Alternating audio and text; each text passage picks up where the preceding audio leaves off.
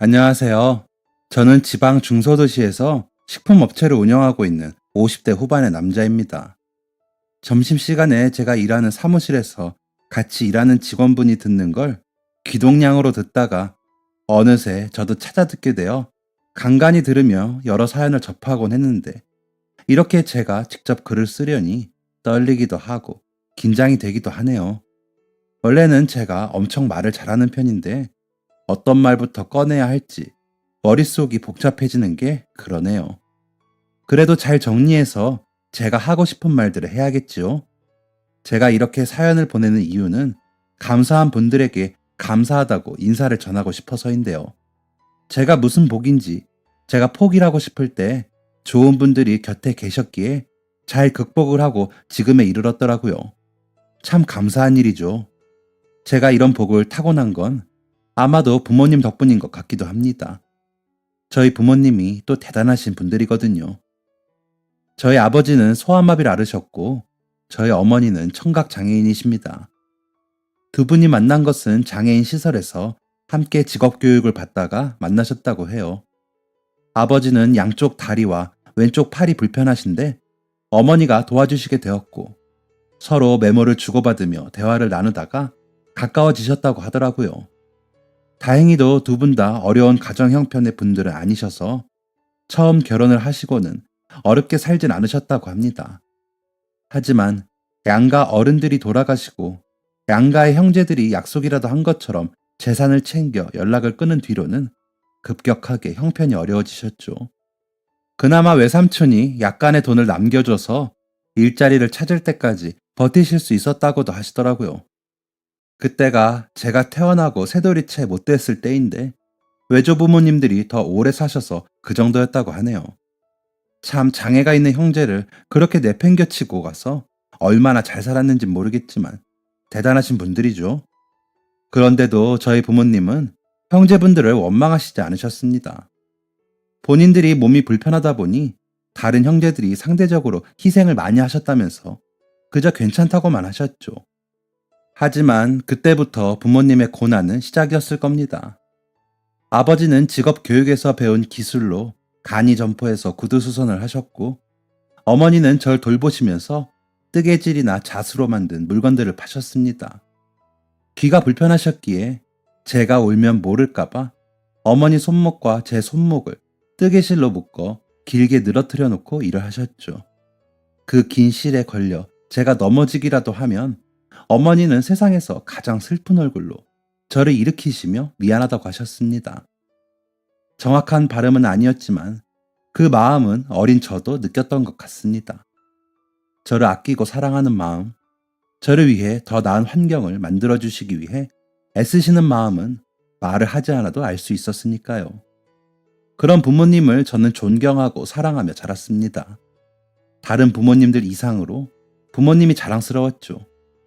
부모님이 절 위해 얼마나 애쓰셨는지 아니까요. 물론 경제적으로는 풍족하지 못했습니다. 몸이 불편한 부모님의 생계를 이어가시기엔 아무래도 힘든 세상이었을 테죠. 그래도 좋았습니다.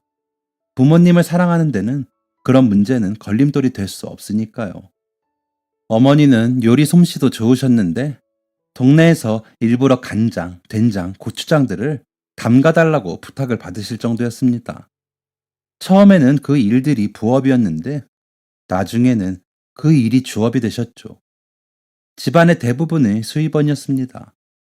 아버지는 손이 불편하신데도 그림을 잘 그리셔서 연합장과 엽서 같은 곳에 그림을 그리는 일도 하셨는데 그 그림 상품들은 장애인 단체에서 가져가 판매를 하면 수익이 생기곤 했죠.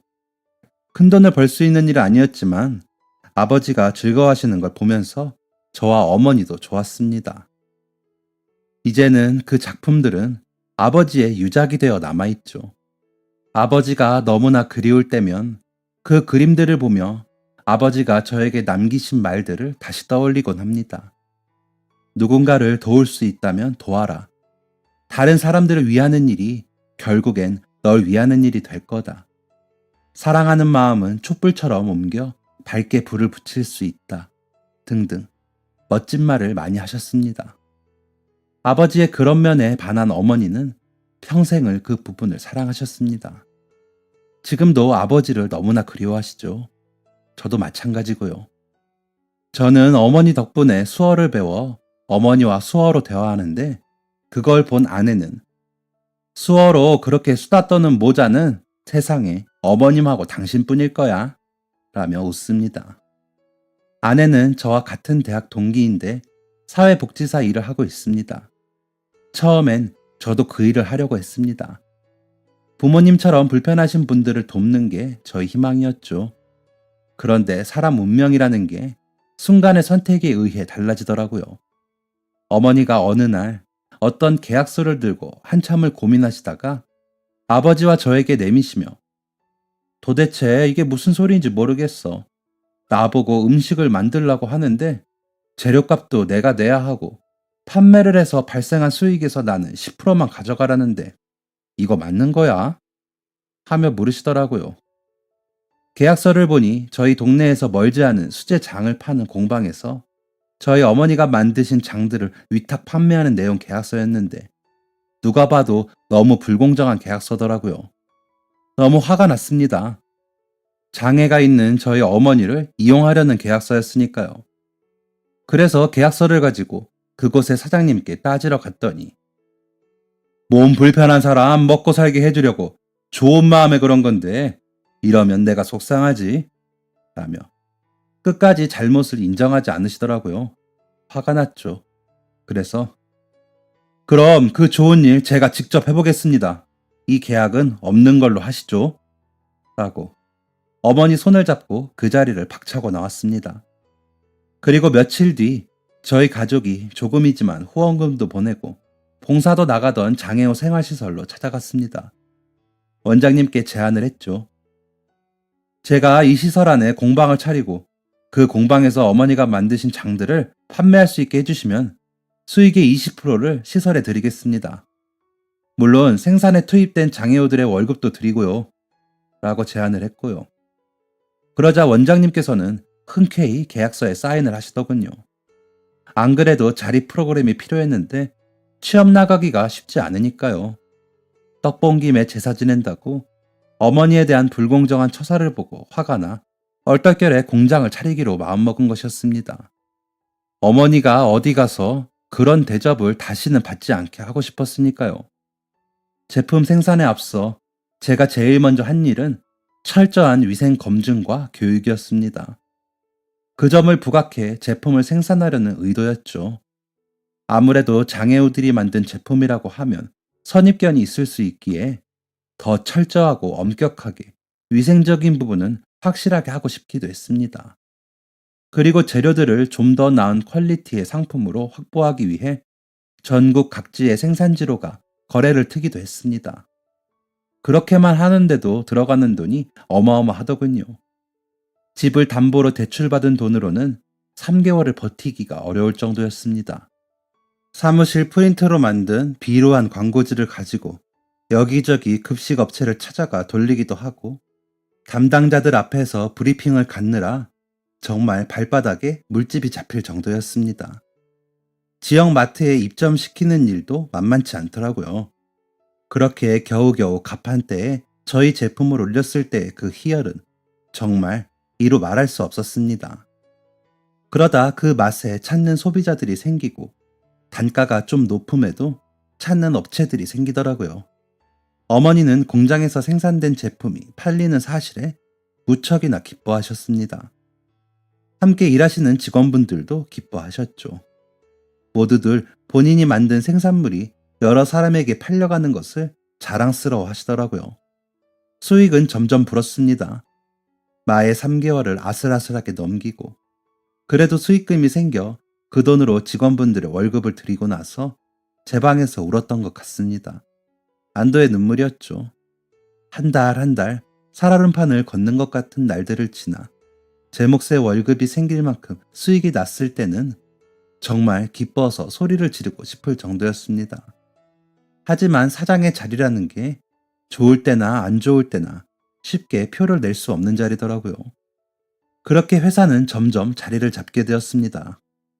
규모도 조금씩 커져 단독으로 공장을 차려 나오게 되었죠. 그렇게 회사를 운영한 지 5년 정도 되었을 때 저는 결혼을 했고 10년이 되었을 때는 아버지가 돌아가셨습니다. 10여 명의 직원들은 좋은 일이나 슬픈 일에나 저를 응원하고 다독여 주셨습니다. 감사했죠. 정말 가족 같은 회사였습니다. 외동인 제가 의지하고 기댈 수 있게 해주시는 고마운 분들이었죠. 지금도 마찬가지고요.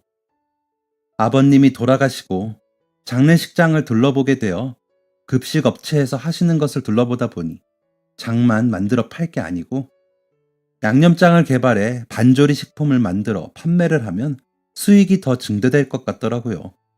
장아찌나 무침 종류, 양념육 위주로 레시피를 개발해 만들어 보면 좋겠더라고요. 그래서 여기저기 또 발품을 팔고 식재료 공급을 위해 농장을 확보하느라 바쁜 날들을 보냈습니다. 그 덕에 아버님을 잃은 슬픔을 견딜 수 있어지더라고요. 마지막까지 어머니와 공장 일을 당부하다 돌아가신 아버지의 유언을 지키려면 회사가 잘 돼야 한다고 생각해 다른 일을 돌아볼 겨를도 없이 일만 했습니다. 아내는 아이들과 시간을 보내지도 못하고 일만 하는 저를 걱정하더라고요. 어머니도 연세가 있으신데 너무 무리하지 말라고 하면서요. 그런데 그때는 제 귀에 그런 말들이 들리지 않더라고요. 참 미련했던 거죠. 더 멀리 보고 큰 그림을 봤어야 했는데 그게 안 됐으니까요. 한 달 벌어 한 달을 버티는 회사였는데 제품 종류를 한 번에 너무 늘리고 재료값은 더 드는데 판매는 미진하다 보니 회사 사정은 나아지지 못하고 점점 더 힘들어졌습니다. 암담했죠. 회사에 딸린 직원들만 해도 10명이 넘는데 그 직원들 월급 맞춰주는 것도 버거워 대출을 받아 운영을 이어가야 하는 실정이 되었습니다. 그러다 보니 어머니가 사시던 집을 팔고 저희가 살던 집을 팔아 더 작은 평수의 전세로 옮기기까지 해야 했죠. 불평을 할 만한데도 아내는 묵묵히 아이들을 돌보고 어머니 봉양까지 해주면서 일까지 다녀주더라고요. 지금 생각하면 제가 아내에게 무슨 짓을 한 건지 모르겠습니다. 그런데도 저를 원망하거나 탓하지 않고 그 자리에서 기다려준 아내에게 그때나 지금이나 정말 감사할 따름이죠. 그때는 그 와중인데도 저는 그게 보이지 않았습니다. 기존의 장들을 판매하기보다 새로운 상품을 앞세워 영업을 하느라 정신이 없었죠. 변명을 해보자면 정말 맛은 자신이 있었습니다. 어머니의 레시피를 그대로 실현해 기성상품임에도 마치 집에서 만든 반찬처럼 맛을 구현해냈으니까요. 일단 맛에 자신이 있다 보니 다른 것을 돌아볼 생각은 하지도 않고 앞만 보고 달렸던 것 같습니다. 그게 저의 큰 잘못이었죠. 재고는 쌓이고 유통기한이 지나 폐기해야 하는 상품들이 늘고 손해는 더 늘어나기 시작했습니다. 그때라도 기존의 장 제품들을 주력해 생산하고 판매를 했어야 했는데 저는 고집을 꺾지 못하고 허우적거리고 있었습니다. 저의 그런 오판은 회사를 어렵게 만들었고 직원들까지 힘들게 하더군요. 월급을 처음으로 못 주고 양해를 구하던 날 뒤돌아 눈물을 흘리면서도 몰랐습니다.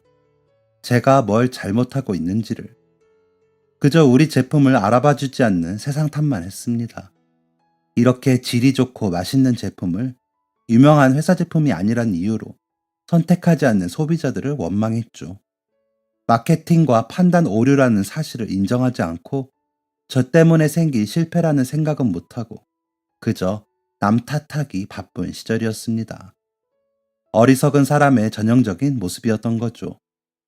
그러다 어머니께서 직원들 월급도 못 맞춰주면서 회사 계속 해야겠니? 우리는 굶어 죽어도 직원들 월급은 줘야지. 우리 보고 나와서 일하는 사람들인데, 나와서 힘들게 일해주는 사람들인데, 이럴 거면 그냥 회사 접자. 애미 고생하는 것도 생각해야지. 나뿐 아니라 어멈은 무슨 죄니? 라며 호통을 치시더라고요. 저를 혼내실 때마다 수어를 하시는 손에 평소보다 더 힘이 들어가고 얼굴은 인상을 쓰시는데 그날은 눈빛까지 슬퍼 제 마음이 더 따끔거리고 아팠던 것 같습니다. 그러면서도 한편으로는 골이나 엄마, 나는 엄마 때문에 이 일을 했어. 엄마가 다른 사람한테 사기당하고 이용당할까봐. 그거 막으려고 내 꿈도 포기하고 이렇게 달려왔는데 왜 나한테 뭐라고 해? 다른 사람은 몰라도 엄마는 나한테 이러면 안 되지. 라며 어머니에게 대들었습니다. 흔치 않은 반응에 어머니도 놀라셨는지 흠칫하시더니 나 때문에 시작한 일인 걸 아니까 이러는 거야. 라며 돌아서 앉으시더라고요. 그제야 주변이 다시 보였습니다. 재료를 구입하지 못해 멈춘 생산 라인과 쌓여있는 재고 상품들, 유통기한 지난 상품들을 폐기하는 일 말고는 다른 일이 없어 손을 놓고 있는 직원들까지 다 제가 책임지고 돌봐야 하는 일들이었는데 저는 맹목적으로 여러 상품을 개발이라는 이름으로 찍어내기만 하고 있었던 겁니다. 팔지도 못하면서 말이죠. 무능력하고 고집만 부리는 사장이었던 제 자신이 그제야 보이기 시작했습니다. 그러고 나니 더 이상 회사 운영을 고집할 수 없다는 것까지 보이기 시작했습니다. 재정적으로 무리인 것은 이미 오래전부터였기에 저의 결심만 있으면 되는 것이었습니다. 일단 어머니와 아내에게 그동안 제가 못나게 구느라 고생하게 해서 미안해요. 내가 모두를 힘들게만 한 것 같아 미안해요. 이제야 그게 보이네요. 회사 접겠습니다. 빚을 지고 그만두는 거라 앞으로 더 힘들겠지만 그래도 지금이라도 정리하는 게 모두를 위해 좋을 것 같아요. 라고 말했습니다. 아내는 고개를 끄덕였고 어머니는 절 안아주셨습니다. 모든 상황이 제가 자초한 것이라 생각하니 너무 괴롭고 힘들게 다가왔습니다. 끝까지 저를 믿고 기다려준 직원들에게 뭐라고 이야기해야 할지도 모르겠더라고요. 이틀의 주말 동안 술만 마시며 아무 일도 못했습니다. 아이들과 어머님, 아내에게 그런 모습을 보이고 싶지 않았지만 제 스스로가 제어가 안 되더라고요. 아버지가 마지막으로 부탁하신 말씀이 떠오르면서 제가 해내지 못한 현실이 더 비참하게 다가왔습니다. 아이들은 제게 다가오지 못하고 눈치를 보고 아내는 처음으로 절 보며 인상을 썼습니다. 어머니는 뒤돌아 누우시곤 아예 절 보지 않으셨죠. 월요일이 되어 회사에 나가야 하는데 온몸이 천근만근이었습니다. 머리가 깨질 듯이 아팠고 몸을 가누기 힘들 정도로 휘청이더군요. 하루 그냥 쉴까도 생각했지만 사실 저는 알았습니다. 그저 직원들에게 폐업을 알리기 싫어 꾀병이 일어 몸까지 힘들어졌다는 것을요. 회사에 가기 전에 거래를 튼 마트나 상점에 들려 팔리지 못한 상품들을 회수하고 정산받지 못한 대금을 회수해 직원들에게 밀린 월급 중 일부라도 치르고 양해를 구해야 하는데 그 과정들을 제가 하고 싶지 않은 것이었죠. 폐업을 결정하고도 미련을 버리지 못한 것이었습니다. 어리석은 마음인 줄 알면서도 회사 문을 닫는 것을 인정하고 공식적으로 알리는 일은 괴로웠습니다. 저를 향해 회사가 좋다고 말하던 직원들의 얼굴이 떠올라 괴롭더군요.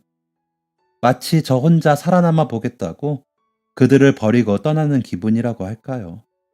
오전 내내 겨우겨우 몸을 움직여 계획한 대로 남은 대금을 정산받고 갑한 때의 제품들을 회수했습니다. 점심때가 되어 회사로 돌아가야 했지만 가지 못하고 괜히 주변을 맴돌았습니다.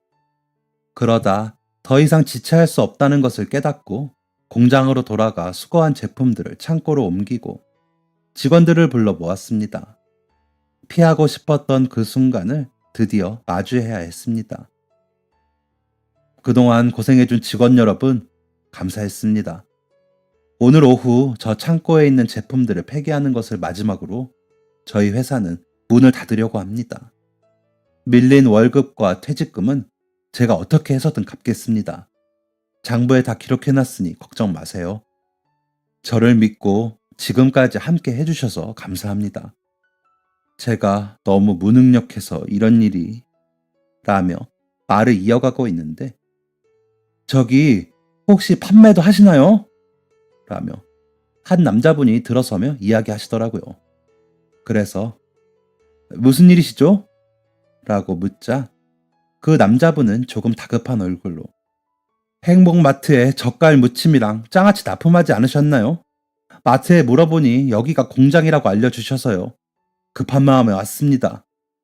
라고 말하시더라고요. 어쩌죠? 저희가 이제 영업을 안 해서 제품을 다 수거했거든요.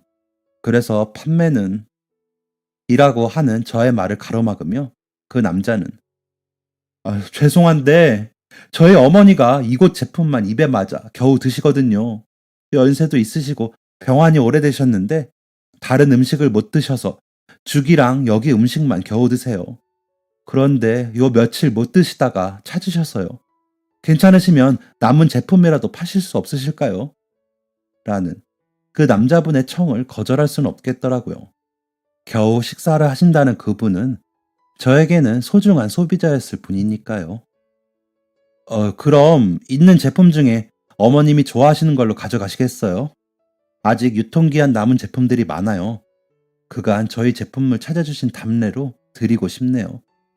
라고 말씀드리자 머리끝이 땅에 닿을 것처럼 인사를 하시면서 감사합니다. 감사합니다. 돈 받으세요. 어떻게 그래도 그냥 가져갑니까?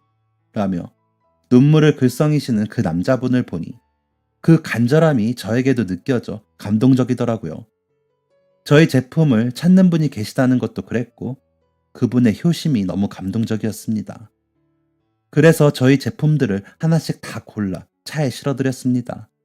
된장, 고추장, 간장, 장아찌 3종류, 젓갈무침 4종류, 된장무침, 깻잎, 강된장, 제육볶음, 닭갈비까지 모두 실어드렸습니다.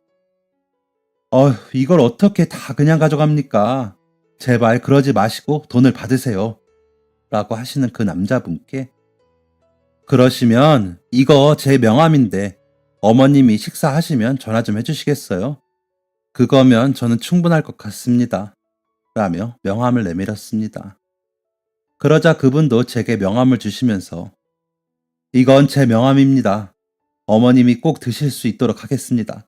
감사합니다. 라며 가시더라고요. 그 모든 과정을 지켜보며 차에 싣는 걸 도와주던 직원들은 제게 박수를 쳐주더군요. 그러더니 사장님, 우리 기다릴게요. 다시 공장 문 열면 또 불러줘요. 라고 해주시더라고요. 고맙고 미안한 마음에 눈물이 흘렀습니다. 그날은 직원들과 함께 공장에 늦게까지 있고 싶었습니다. 핑계가 필요했죠. 제품들을 그냥 폐기하기 아까우니 제품들로 회식이나 하자고 직원들을 붙들었습니다. 다행히 직원들도 좋아하더라고요. 회식한 지도 오래됐었거든요. 그냥 헤어지기 서운한 마음도 있었고요. 제품들로만 차려놓았는데도 한상 가득 되더군요. 공장 화단에서 기르던 쌈채소들까지 올리니 회식하는 상으로 그럴듯해지기도 했고요. 최대한 시끌시끌하게 웃고 먹고 직원들에게 안녕을 고하자 싶었습니다. 열심히 조리한 육가공 식품들을 상에 올리고 나니 저희의 마지막 고객님의 소식이 궁금해지더군요. 저희 제품이 도움이 되었기를 바라는 마음에 받은 명함 속의 연락처로 전화를 드렸습니다. 한참 신호가 가고서야 받은 남자분의 목소리는 심하게 울먹이고 있더군요. 제가 연락드린다는 게 경황이 없었습니다. 사장님 덕분에 저희 어머니께 마지막 밥상을 차려드렸습니다. 드시진 못했지만 웃으셨어요. 감사합니다. 제 은인이십니다. 라고 하시더니 더 이상 말을 잇지 못하고 우시더라고요. 순간 저희 아버지 생각이 나면서 제 마음도 울컥하더군요. 삼가 고인의 명복을 빌겠습니다. 실례가 안 된다면 장례식장이 어디인지 여쭤봐도 될까요? 제가 반찬 종류라도 좀 가져다 드리겠습니다. 저희의 마지막 고객이신데 가시는 길에 저희 제품이 함께 할 수 있으면 영광이겠습니다. 라고 말씀드렸더니 남자분은 더 펑펑 우시더라고요. 우시면서 겨우 말을 해주신 장례식장으로 저희 제품 중 반찬이 될 만한 제품들을 모아 가지고 가 내려드리고 조의를 표하며 돌아가신 분의 사진을 보는데 저도 모르게 무릎을 꿇고 앉아 눈물이 나더라고요. 그러면 안 되는데 엉엉 울었습니다. 상주를 맡고 계신 남자분은 그런 저를 안고 우시다가 감사합니다 라며 제 손을 잡아주시더라고요. 제가 감사하죠. 저희 제품을 마지막까지 찾아주시는 분들이 계시다는 게 얼마나 감사한지 모릅니다. 편하게 가시길 바랍니다. 라며 인사를 하고 장례식장을 나서는데도 눈물이 나 한참을 차 안에서 울었습니다. 그리고 집으로 돌아가 아내를 보는데 눈물이 더 나 거실에 앉아서 더 울었습니다. 그런 저를 아무 말 없이 지켜보며 손을 잡아주던 아내는 수고했어요. 당신이 얼마나 애썼는지 알아. 고생했어. 라며 자신도 울더라고요. 어머님도 눈물은 훔치셨지만 별 말씀은 하지 않으시더라고요. 그렇게 그날은 지쳐 잠이 들었습니다. 그 후로 며칠 동안 마음을 추스르며 앞으로 어떻게 해야 하나 고민을 하는 시간을 가졌습니다. 하지만 뭐 하나 뾰족하게 떠오르는 건 없더군요. 일주일쯤 지났을 때 저장되지 않은 번호로 전화가 와 무심히 받았습니다. 저기 희망식품 사장님이십니까? 저 김갑석입니다. 기억하십니까? 라고 하시는데 그 남자분이시더라고요. 네, 안녕하세요. 장례는 잘 치르셨어요? 라고 반갑게 인사를 하니 덕분에 손님들 잘 접대하며 어머님 보내드렸습니다. 어머니도 좋아하셨을 거예요. 평소에도 식사 대접하는 걸 좋아하셨거든요. 라며 웃으시더라고요. 그래서 다행입니다. 이렇게 전화 주셔서 감사합니다. 힘이 나네요. 라고 답하자. 저기 혹시 왜 사업을 접으시는지 여쭤봐도 될까요? 라고 하시기에 그간의 사정을 말씀드렸습니다. 그러자 명함 보시면 아시겠지만 제가 마케팅 회사를 운영하고 있습니다. 괜찮으시면 저랑 한번 만나 이야기 좀 나눠볼 수 있을까요? 물으시더라고요. 딱히 할 일이 있었던 게 아니니 약속을 잡고 그날 오후에 그 남자분을 만나러 갔습니다. 만나서 반갑게 인사를 하고 나니 그 남자분은 저희 제품 분석표를 보여주시더라고요. 그러더니 장류와 장아찌류를 중점으로 판매를 하며 다른 반찬 종류와 육가공유 생산은 미뤄두었다가 회사 규모가 더 커지면 자회사를 따로 차려 운영을 하는 게 어떠냐고 하시더라고요. 장애우를 직원으로 두고 있다는 점에서 일단 사회적 기업의 성격을 가진 회사이고 위생 부분도 너무 뛰어난데 그냥 문을 닫기 아깝다고 하시더라고요. 그러시더니 일단 제가 첫 투자를 하고 싶습니다. 라고 하시는데 제가 무슨 말을 듣고 있나 싶어 멍해져서 생각이 정지가 되더라고요. 제 제안을 일단 생각해 보시고 좋으시면 연락을 주세요. 제안을 수락하신다면 지역 광고부터 시작하는 걸로 하죠.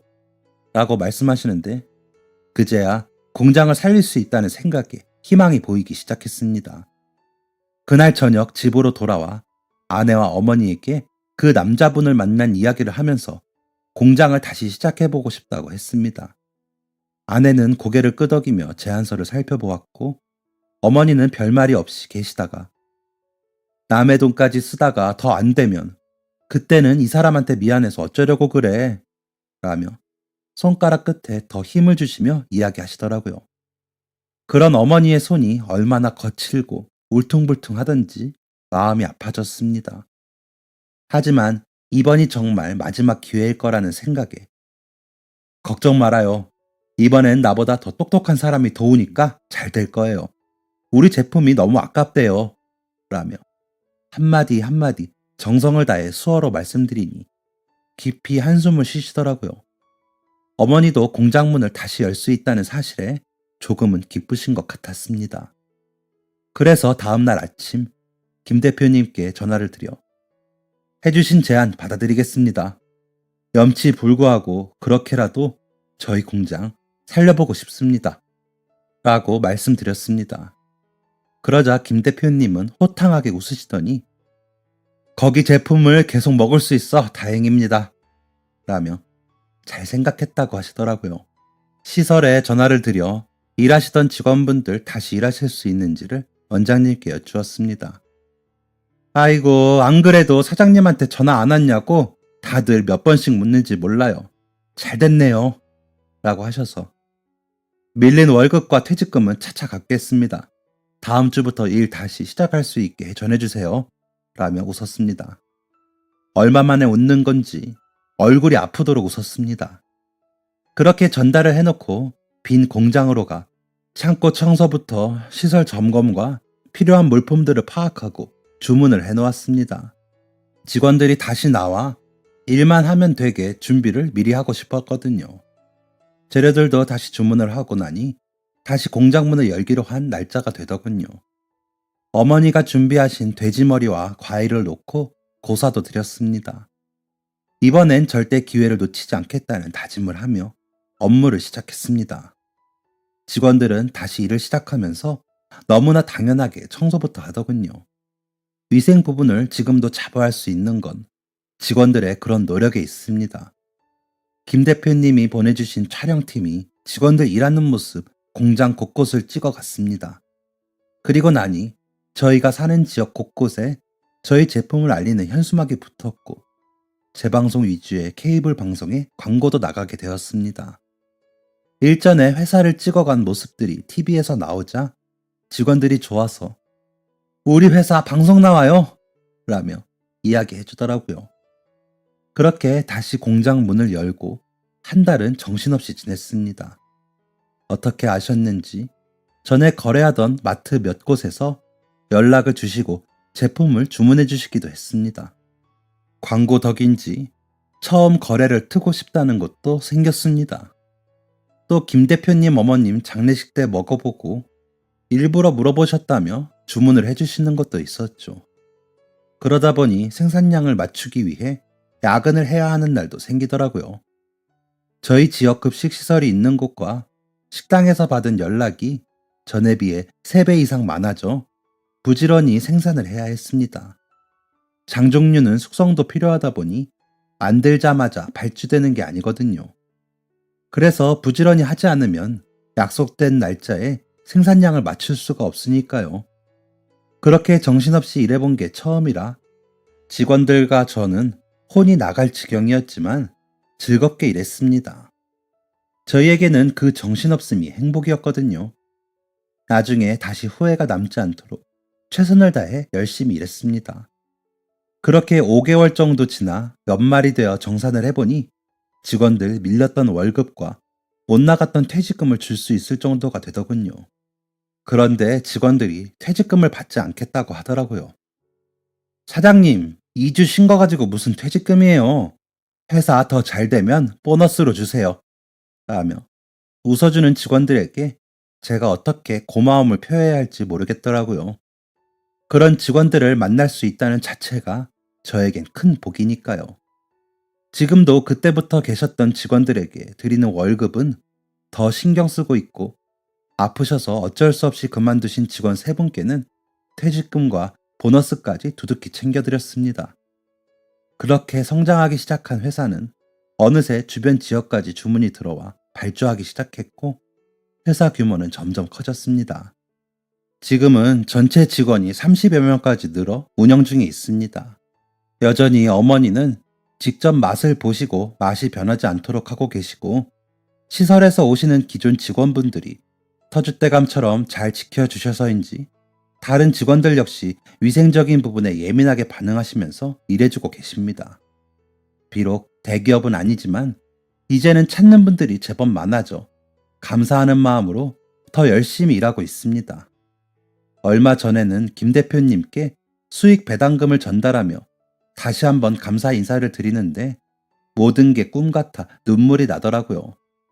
그런 저를 보신 김 대표님은 아니, 한 사장님은 왜 이렇게 눈물이 많아?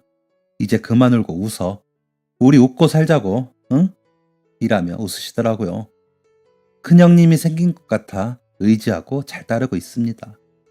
이번 코로나로 위기가 많았는데도 잘 헤쳐나온 것 같아 기분이 좋습니다. 더 성장하면 전에 실패했던 육가공유와 반찬류에도 다시 도전하고 싶습니다. 정말 맛있었거든요. 저희 회사는 잘 될 겁니다. 진심으로 일해주시는 직원분들이 계시는 한 반드시 그럴 것이라고 자신합니다. 저의 이 자신감을 담아 저희 직원분들께 다시 한번 말씀드립니다. 감사합니다. 직원 여러분들이 계셔서 저희 회사가 있습니다. 꼭 보답하겠습니다. 이만 제 사연은 마무리를 지어볼까 합니다. 사연 시작보다 마무리가 더 힘드네요. 저는 앞으로도 더 열심히 일하겠습니다. 전국의 식료품점과 마트, 급식업체에서 저의 제품이 판매되는 그날까지 최선을 다하겠습니다. 저와 함께 하시는 모든 분들의 행복을 위해서요. 들으시는 분들도 제 사연을 듣고 행복하셨길 바랍니다.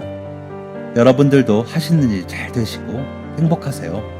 다 성공하시고요. 진심으로 그러길 바랍니다. 감사합니다. 지금까지 사연 들어주셔서 감사합니다. 사연이 재밌으셨다면 구독과 좋아요를 눌러주세요. 감사합니다. 안녕히 계세요.